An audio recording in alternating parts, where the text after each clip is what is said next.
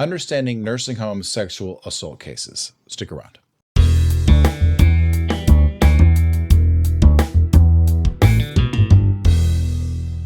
Hey out there, welcome back to the Nursing Home Abuse Podcast. My name is Rob. I will be your host for this episode. Today we are talking about the intricacies of nursing home sexual assault cases. What makes them different than your typical nursing home case? What makes them more difficult or less difficult? What are some of the considerations? What are some of the defenses? But we're not doing that alone. We have the terrific trial attorney, Ashley Hadler, with us today to talk about that. All right, but before we get into that, we are going to move on to our nursing home regulation question of the week. This week, I think our difficulty level is going to be medium hard. So if you get this right, give yourself a burrito supreme. So you're going to get a burrito and add the tomatoes and sour cream to it and give yourself, let's say, 52 points. 52 points. All right, here we go.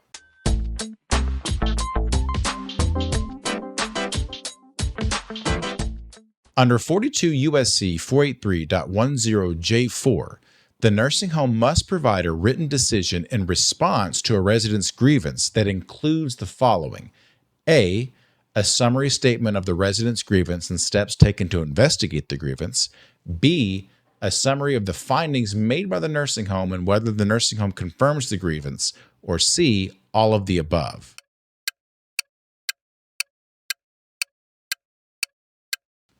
And that answer is C, all of the above. When a resident makes a written grievance, the nursing home must respond with a written response that includes a summary of the allegations, a summary of the findings of those allegations that the nursing home, undertook, and whether or not the nursing home affirms whether or not what happened is as the resident says. And now moving on to everybody's favorite ChatGPT generated nursing home regulation joke of the week. Remember, folks, that this is AI's attempt to blend United States code with humor, so set your phasers to disappointed. The ChatGPT generated nursing home regulation joke of the week. Skynet. Under 42 USC 483.25E, 1. Nursing homes must provide appropriate continent care. Why would this need to be a law? Turns out, offering a map to the bathroom wasn't quite the support residents were looking for. All right, folks, there you go. Further proof that the singularity is a few million meters away. All right, moving into the meat and potatoes of the episode. Again, we're going to be talking about the typical nursing home sexual assault case, what sets that apart from others. But we're not doing that alone. We have the tremendous trial attorney, Ashley Hadler. Ashley Hadler represents survivors and families affected by sexual abuse, nursing home abuse, and medical malpractice in Indiana and Illinois. She began her career in Chicago, advocating against major hospitals and nursing home chains. Ashley specializes in cases involving trauma, complex medical issues, and elder abuse. She is the past vice chair of the Young Lawyers Council of the National Crime Victims Bar Association and serves on the Indiana Trial Lawyers Association Executive Board, and we're so happy to have her on the show today. Ashley, welcome to the show. Hi, thank you. Thanks for asking me to be here today. Yes, ma'am. So I've had a couple of episodes dedicated to kind of what makes sexual assault cases in nursing homes a different breed. But I wanted to have you come on because, this is, I'm not going to say it's your bread and butter, but you have a lot of experience in these type of cases, and I wanted to get your perspective on them.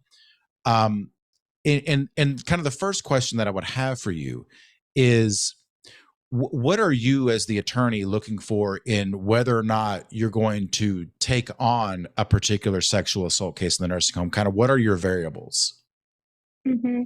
That's a great question. I think typically I go into evaluating those cases similarly to other nursing home cases. What is the evidence that we know exists or we know should exist? Of course, that always begins with a thorough interview with the family about everything they've been told, review of any materials generated or gathered by third parties. This is one where the State Department of Health can be of great assistance if they've performed an independent investigation You may also have adult protective services or police who have investigated. So I always ask the family about any third parties that they know of that have been involved, because we're looking for something that's going to help us meet our burden of proof there. Of course, we know that that is going to be a key to pursuing any nursing home case. And then I also want to know about the damages. I know damages can be presumed in most sexual assault cases, but I want to make sure that the person has been receiving some type of treatment, or if they haven't been able to receive treatment yet, to know whether or not there is a source of documentation or observation for any behavior changes and symptoms that the person may be experiencing. That is a really interesting point. Can elaborate on that in terms of like why would it be important for you to understand and know whether or not the victim is being treated for what happened? Mm-hmm. Primarily for their well-being, first and foremost. I want to make sure that families who may not have experience with sexual assault know the type of impact that it can have on a person, no matter their cognitive status. A lot of my nursing home clients have severe cognitive deficits, and just because they can't express and articulate what they're going through doesn't mean that they aren't experiencing severe emotional trauma. So first and foremost, we want to make sure that the person is getting the help they need so that they aren't suffering unnecessarily, more so than they already are. But I also want to make sure that we have the treatment piece in place so that we don't run into any type of defense that the family or the person failed to mitigate their damages, or that they did not seek treatment and therefore there was no harm. So I think, we want to make sure that survivors of sexual assault get help right away, immediately, and get a treatment plan in place, and then keep that going, because the treatment plan will look different as time passes, and it looks different for every person. What would you say to the family member of a loved one who's been sexually assaulted, but maybe has severe dementia, as you mentioned?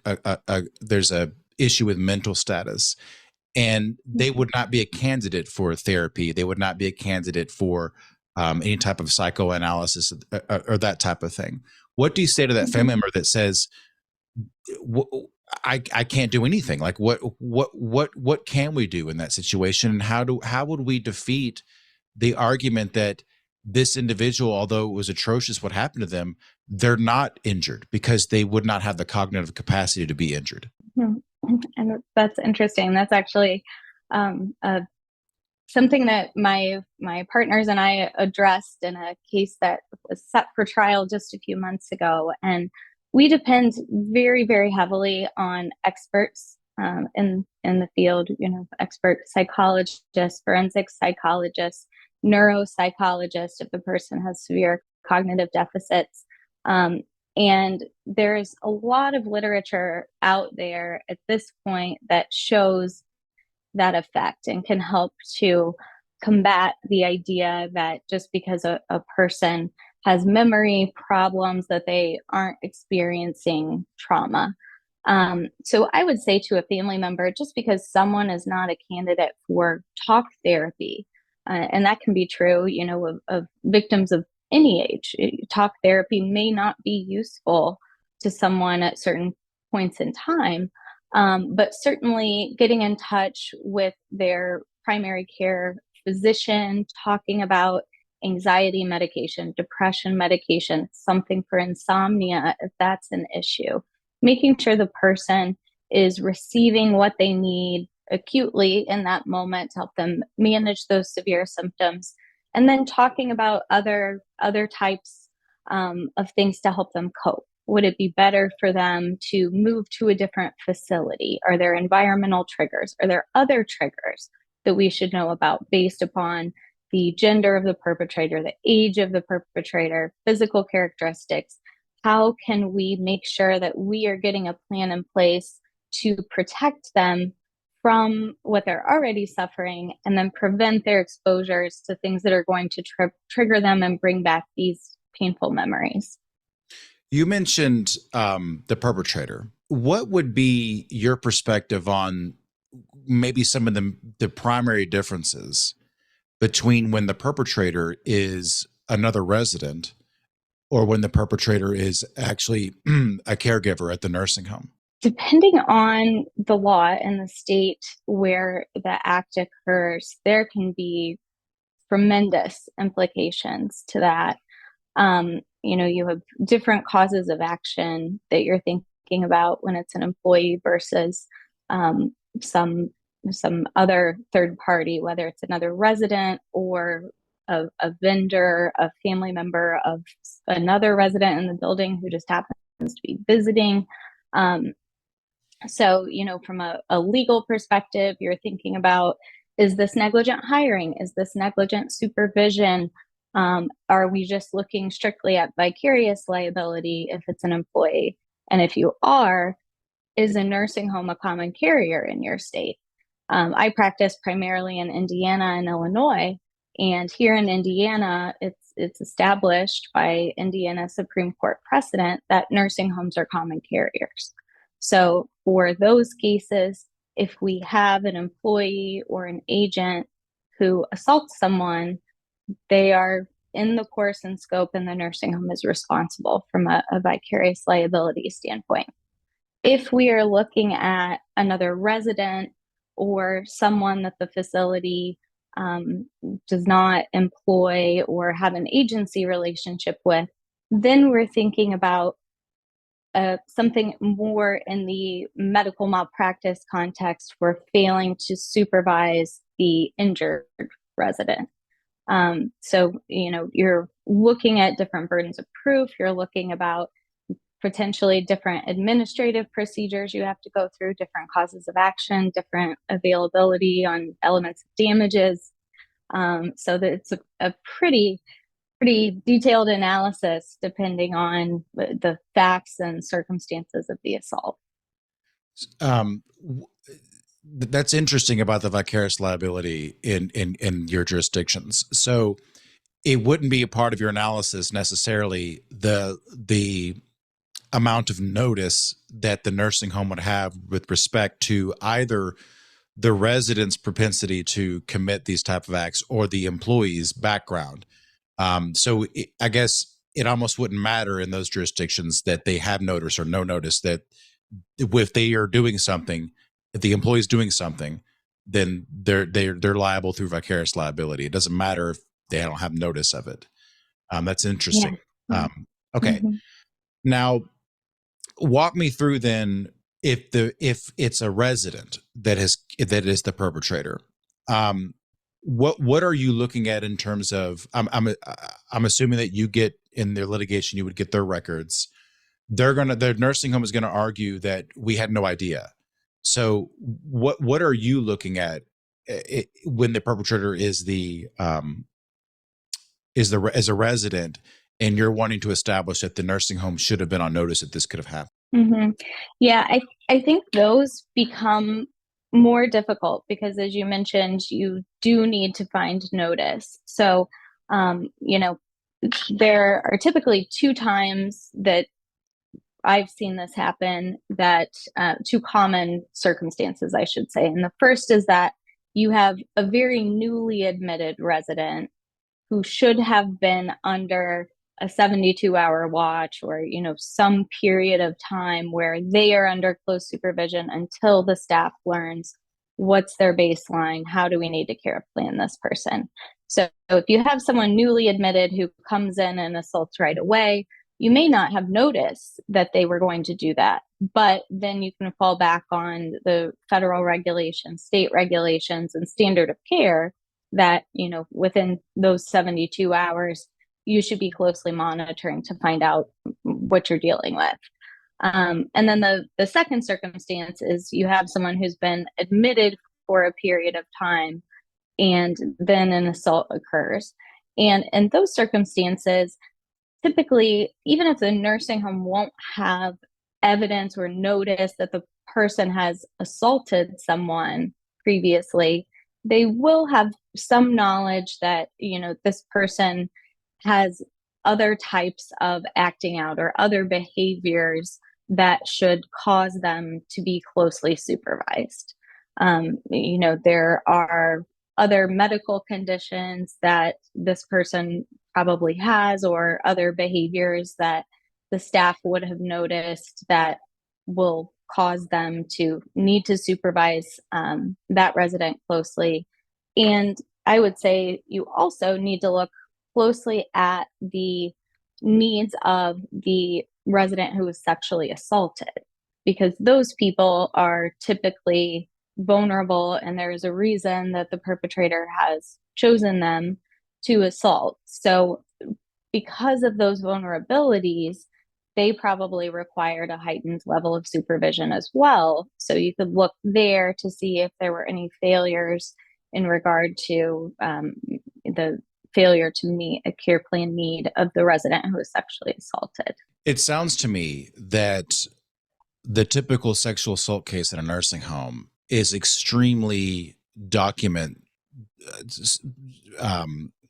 what's the word I'm looking for? It's like you need a lot more documents, right? Like, as you mentioned at the top of the show, that you're going to send open records requests, you're going to send FOIA requests, you're going to try to get the police, the investigation from the police, and all this kind of stuff, which itself can be difficult sometimes. I know it sometimes takes me a long time for open records requests in Georgia, but tell me, what are some of the other characteristics that make a sexual assault case different than your average nursing home case, or more difficult? Gosh, there are tremendous difficulties with sexual assault cases inside and outside of nursing homes. Depending again on the law in the state you are in, you may run into exclusions and insurance policies. Now, here in Indiana, we're able to avoid that somewhat because of the way our state medical malpractice act is structured. But I know in other states, if you're dealing with a typical insurance policy, you might have some exclusions there that you're battling. So that's something to be aware of.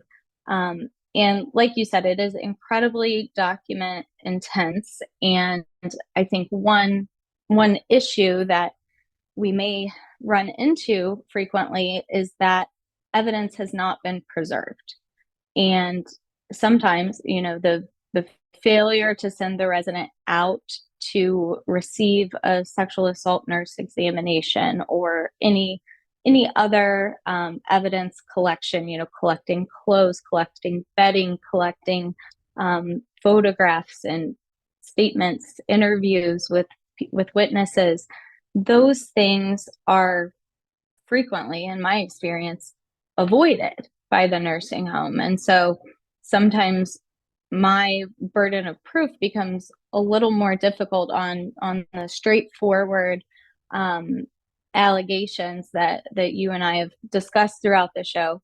But I think you also then can start to look at the requirements to send someone out right away, and the requirements for preserving that evidence. And if it becomes clear that the nursing home intentionally failed to do that, then I think spoliation and getting the inference for the evidence being bad for the nursing home in a civil case, I think that comes into play. So I think there are ways to address it, but certainly, my practice is to go out as soon as I can and obtain and make sure we're preserving any evidence and any statements, and making sure the family knows, was Adult Protective Services called, was the local police called, was the State Department of Health called, making sure that those steps have been taken, and so the third party agencies can go in and start getting this evidence, because it is the easiest way to obtain it. And often I learn about evidence that exists from those agencies that I can then request directly from the nursing home in discovery.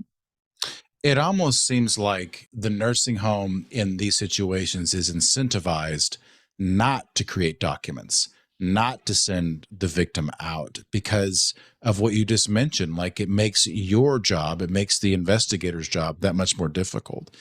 And at least in my experience, and as you mentioned a couple of times, that's why it's so important that there's corroborating investigations going on. That, and I keep saying Department of Community Health, whatever agency in your state investigates nursing homes, and the police, because Mhm. at least in my experience, you're not going to find much in the record in the chart. So it's critical that you've got third parties documents. And you're right, Mhm. to the extent that there are documents created by the nursing home that they then get rid of. In most states, I know it's the case in Georgia, that if they're on notice that something has happened and they get rid of a document, then that's going to Mhm. allow the victim in trial to allow the jury, or the jury will be instructed that they can make a negative inference from that. In your experience, are you dealing more with resident on resident incidents or employee or caregiver on resident incidents? Like anecdotally, I know that you're not, a scientist on this, but like what's been your experience? Looking strictly at the nursing home setting, if I'm limiting it to that, it is frequently employees and caregivers.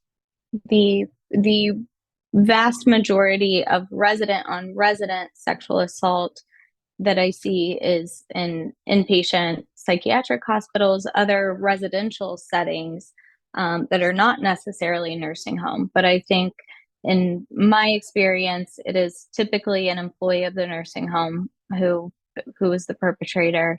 And from the literature that I'm aware of and the experts that I've worked with, that seems to be the common theme, that it's more typically an employee or a vendor or some third party and not another resident. With that in mind, and based on your experience, what is some advice that you would give to family members of nursing home residents to be wary of this? I think that is such a difficult question, and I know I'm sure you have the same experience, that when clients come to me and I'm speaking to these are families who are incredibly involved.